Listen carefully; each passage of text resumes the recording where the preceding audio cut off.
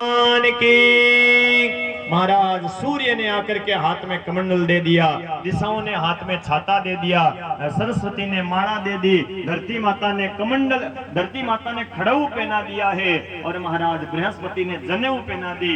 भिक्षा लेकर के बृहस्पति के पास गए तो बृहस्पति कहते अरे छोटी मोटी भिक्षा नहीं लेते, यदि भिक्षा देनी है तो जाओ राजा बलि के द्वार पर जाओ और 3 त्रिलोकी को भिक्षा में मांग कर लाओ, तब हम मानेंगे। अब महाराज वामन भगवान का बड़ा सुंदर सा स्वरूप है और राजा बलि यज्ञ पर यज्ञ कर रहा है। किस प्रकार वामन भगवान राजा बलि के द्वार पर आते हैं, वामन का रूप बनाया राजा बलि के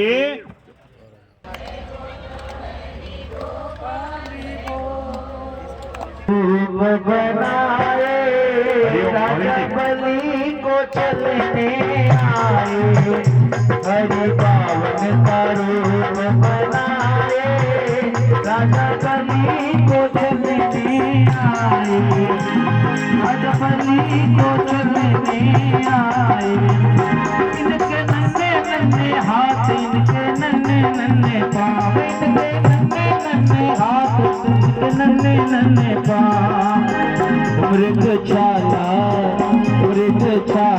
बदन में दबाए राजा बलि को चलने आए, मृग छाला बदन में दबाए राजा बलि को चलने आए। रूप बनाए राजा बलि को चलने आए।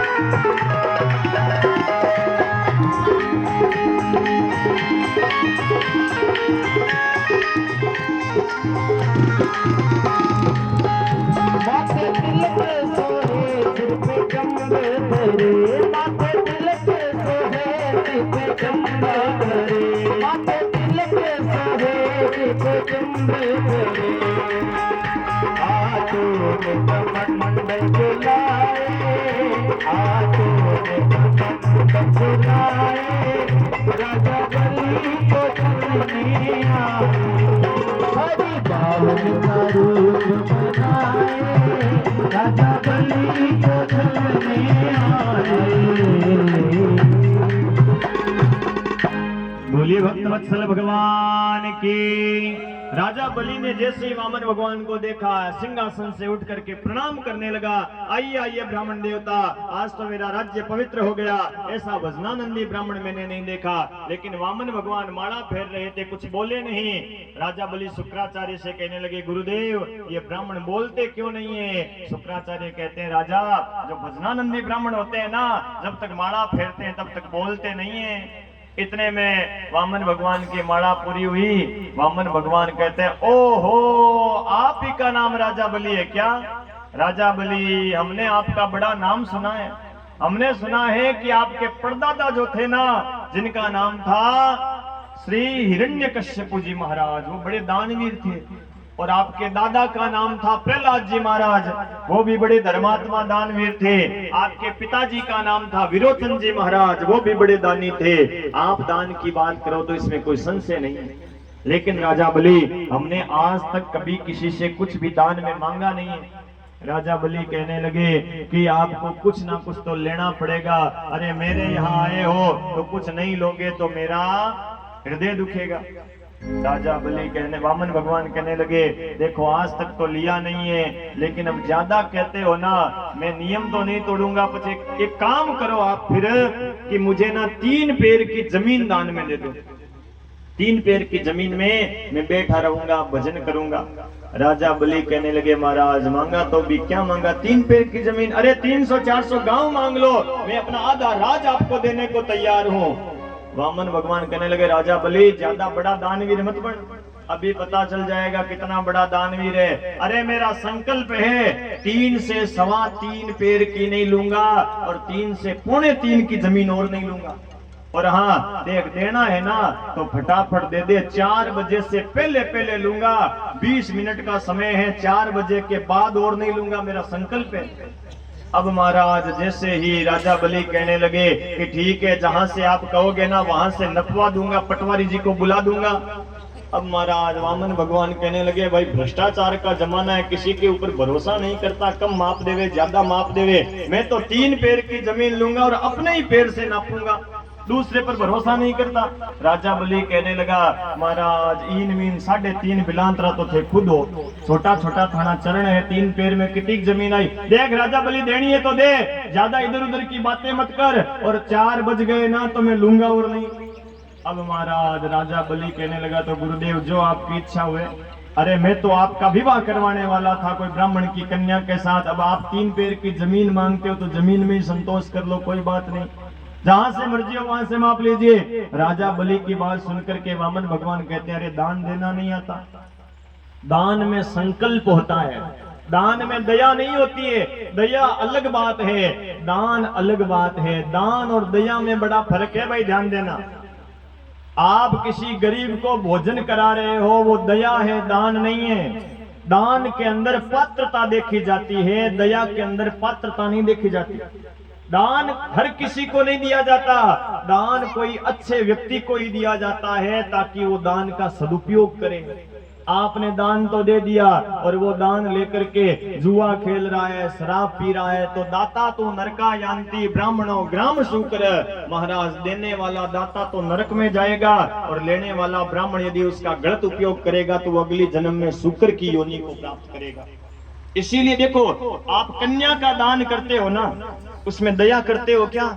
अरे बेचारा भोगी है, कामी है, अंधा है, लूला है, लंगड़ा है, कोई अपनी बेटी देगा नहीं, मैं दे देता हूं। कोई देता है क्या? वो दया है, दान है, दया नहीं है। दान के अंदर पात्र देखा जाता है भाई, लेने वाला है कौन, देने वाला है कौन, लेने वाला बड़ा होना चाहिए। अरे 3 पैर की जमीन लूंगा, संकल्प लेकर के लूंगा, तो दान दे रहा है, दया नहीं कर रहा है। दान लूंगा, लेना बड़ा कठिन है, लेकर के पचाना और ही कठिन है, इसीलिए संकल्प ले।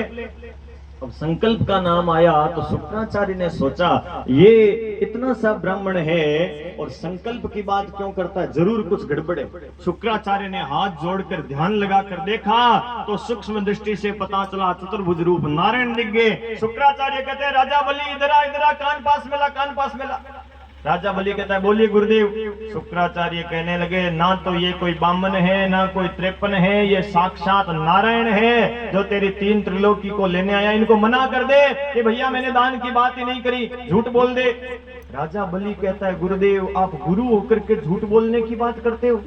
अरे गुरु झूठ बोलना सिखाते हो, मैं झूठ नहीं बोलूंगा। अरे मेरे तो दोनों हाथों में लड्डू है, यदि ये ब्राह्मण है तो 3 से 3.25 की लेगा नहीं, और भगवान है तो संसार में मेरा नाम अमर होगा कि सबकी झोली भरने वाला मेरे यहाँ झोली फैला करके मांगने आया, मैं तो दूंगा। शुक्राचार्य कहते हैं मूर्ख राजा, शास्त्रों में 8 जगह ऐसी बताई है जहां एक बार झूठ बोलने से दोष नहीं लगता है। कौन सी 8 जगह ऐसी है जहां एक बार झूठ निकल जाए तो पाप नहीं लगता?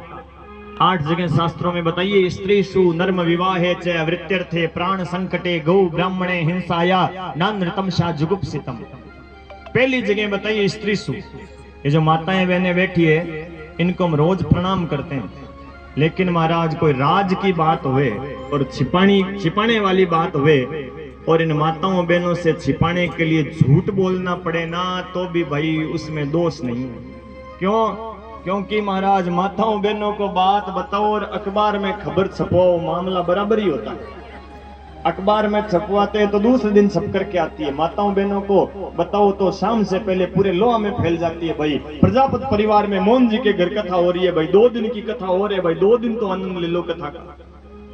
अब देखो भाई माताओं का भी इसमें दोष नहीं है, माताओं के पेट में बात टिकती नहीं है, क्योंकि माताओं का श्राप लगा हुआ है।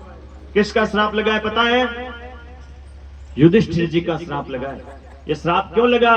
जब युद्ध के बाद युधिष्ठिर जी महाराज कौरवों का पिंडदान कर रहे थे तो माता कुंती आई और माता कुंती कहने लगी बेटा युधिष्ठिर एक पिंड तू कर्ण के नाम का और दे दे।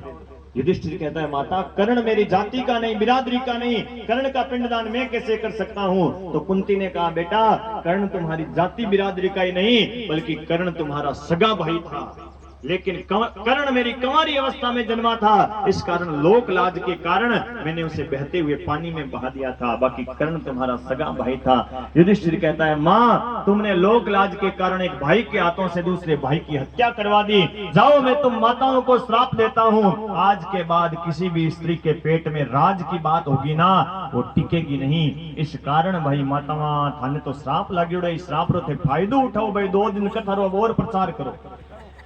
अब महाराज स्त्री सु नर्म विवाह चे, दूसरी जगह हंसी मजाक में एक बार झूठ निकल जाए, बार बार नहीं एक बार के लिए छूट है, विवाह चे किसी का घर बस रहा हो, थोड़ा बहुत ज्यादा नहीं थोड़ा बहुत 19-21 करने से घर बसे तो वहां दोष नहीं लगता। गौ ब्राह्मणे हिंसा या किसी गाय की रक्षा करने के लिए, ब्राह्मण की रक्षा करने के लिए एक बार झूठ बोलना पड़े तो वहां दोष नहीं लगता। अपना सारा धन नष्ट हो रहा हो, एक बार झूठ बोलने से बचता हो तो वहां दोष नहीं लगता। किसी जीव की हत्या हो रही हो, जीव हिंसा हो रही हो, या अपने प्राणों की हत्या हो रही हो, अपने प्राण बचाने के लिए या किसी जीव के प्राण बचाने के लिए एक बार झूठ बोलना पड़े तो वहां पर दोष नहीं लगता। राजा तो इनको झूठ बोल दे, राजा कहता है मैं झूठ नहीं बोलूंगा, संकल्प लेने लगा। उसी समय शुक्राचार्य ने सोचा ये ब्राह्मण है, ये झूठ नहीं बोलेगा, इसने अभी अभी कहा था 4 बजे के बाद लूंगा नहीं, 10 मिनट और बचे हैं, 10 मिनट तक कोई ऐसी गड़बड़ करता हूँ जो महाराज समय निकाल देता हूँ, बाद में तो ये लेगा नहीं, समय की तो बात है, समय की कीमत होती है।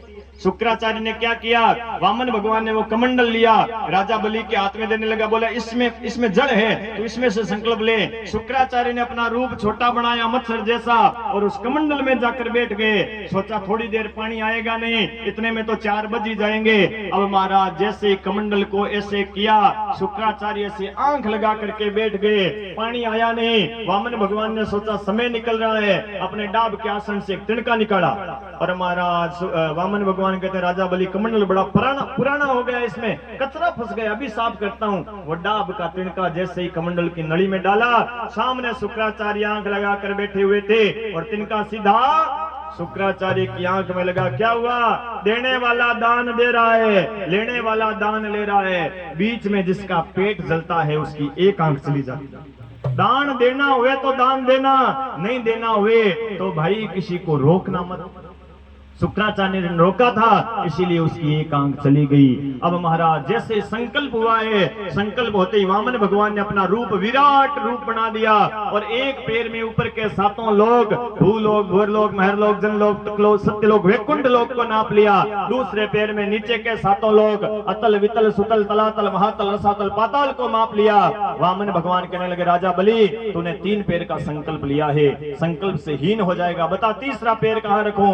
राजा बलि ने घुटनों के बल बैठ गया राजा बलि और कहने लगा गुरुदेव आपने मेरे धन को मापा है, धन का मालिक अभी तक बाकी बड़ा है। अरे बड़ा तो मालिक होता है, धन बड़ा नहीं होता है। मैं धन का मालिक बैठा हूं, ऐसा धन और कमा करके आपको दे दूंगा, इसीलिए तीसरा चरण मेरे माथे पर रखिए। और महाराज कितनी सुंदर झांकी है, देखिए राजा बलि के द्वार के आगे वामन भगवान ने तीसरा पैर रखा है और वामन भगवान कहने लगे वाह रे राजा बलि, मैं तो तुझे ठगने के लिए आया था लेकिन तूने तो मुझे ही ठग लिया। और महाराज किस प्रकार वामन भगवान राजा बलि के द्वार पर झोली फैलाकर खड़े हैं। यजमान परिवार से निवेदन करूंगा, भगवान का तिल गया, भगवान झोली फैला करके आए हैं, बोलिए वामन भगवान की। भगवान अभी सबके पास में आएंगे और सब आशीर्वाद लेंगे भगवान से। आइए बड़े भाव के साथ, झोली भर दे रे सावरिया, भगवान किस प्रकार सबकी झोली भर रहे भाव के साथ में। आइए वो तेरे द्वार खड़ा भगवान भक्त भर दे झोली, तेरे द्वार खड़ा भगवान भक्त भर दे झोली। तेरा होगा बड़ा ऐसा, तेरा होगा बड़ा ऐसा,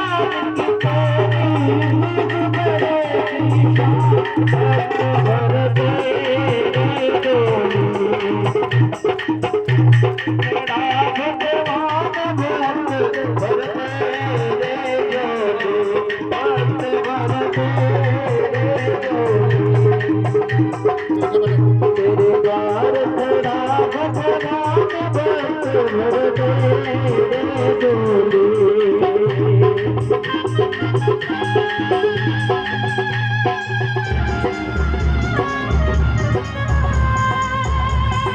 अभी भगवान सबके पास दर्शन देने के लिए आ रहे हैं। प्रार्थना करें कि भगवान हमारे भी द्वार पर आ जावे, हमारे भी झोली भर ले। किस प्रकार भगवान आ रहे हैं देखिए।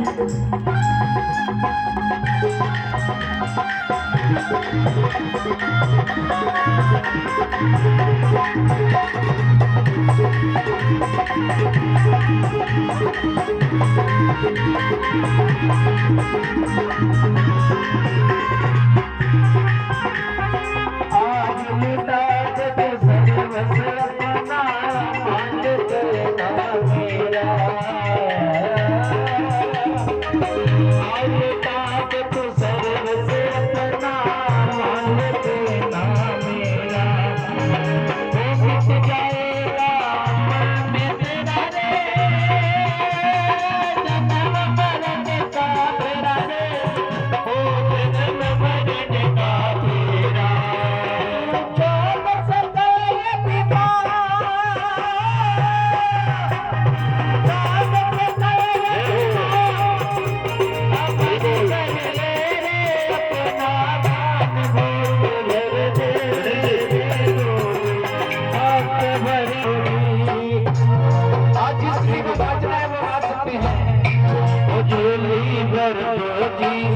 सावरिया तारे जाको बाटो जी, गोली भर दो जी, अरे गोली भर दो जी। सावरिया तारे जाको बाटो जी, गोली भर दो जी।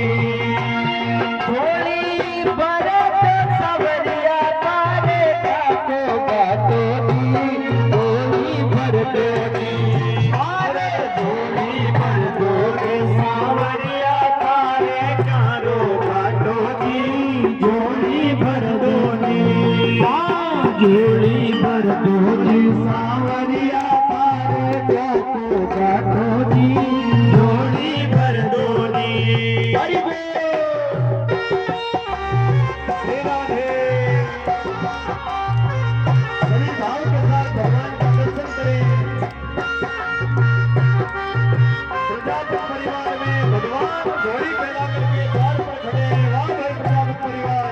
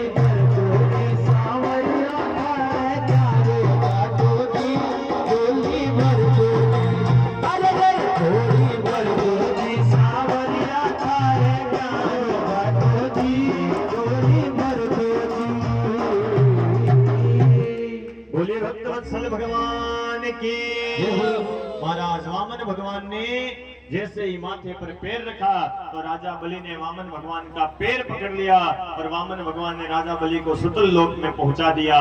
वामन भगवान कहने लगे, मांग राजा बलि, क्या मांगना चाहता है? वामन भगवान से राजा बलि कहता है कि आप मेरे दरवाजे पर हमेशा के लिए खड़े हो जाओ। और देखो, भगत के भगवान द्वारपाल बन गए। इधर महाराज लक्ष्मी जी को चिंता हुई, वैकुंठ खाली पड़ा है। लक्ष्मी जी नारद जी से कहने लगी,